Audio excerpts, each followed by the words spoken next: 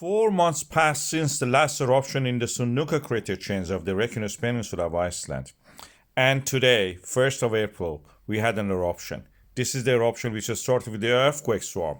That is where the magma rises and opens its way and bubbles and creates earthquakes. These earthquakes are now clustered in two groups. The first one, which you see here, is the one which caused the eruption near the Grindavík, north of it. And the second one, with magnitudes over 5, some of them, have started already in the north of this area.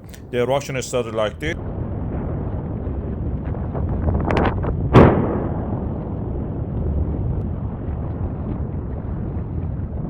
And in less than an hour, it broke through the defensive walls of the Grindavík. These are the lava berms or walls built around the town.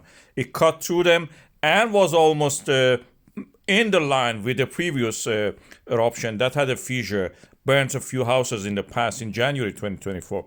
This case is just stopped beyond the berm, beyond the wall. This is the latest map by the Icelandic Meteorological Office. You can see that that's the extent of it, but this earthquake storm is continuing. We are now having this north of this area, closer to the Vogar, not the Vogar itself. As I mentioned, some of the earthquakes are very strong. We see two clear swarms clearly in this seismogram, which shows the depth against the magnitude size of the earthquakes. And this is from the above. That was from the side toward the north we were looking. Now we are looking toward this bottom, so from the air toward the down. That's the earthquake storm I'm talking about. You can see it near the town of Vogar. No fault line. Those black lines are fault lines. But the earthquake storm in this area is parallel to the old fault lines that we have there. First group erupted in the south near the Grindavík. Second group is there. Of course, not everybody agrees with this interpretation that the earthquake storm in the north will lead to eruption.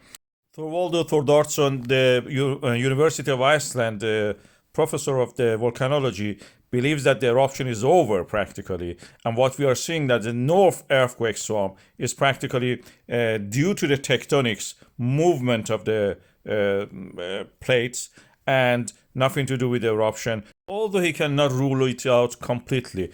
The risk assessment for Grindavík is now changed, is not the highest risk area at the moment because the eruption is over in that area. But we are waiting for the development later on as the north earthquake storm develops and we may have an eruption.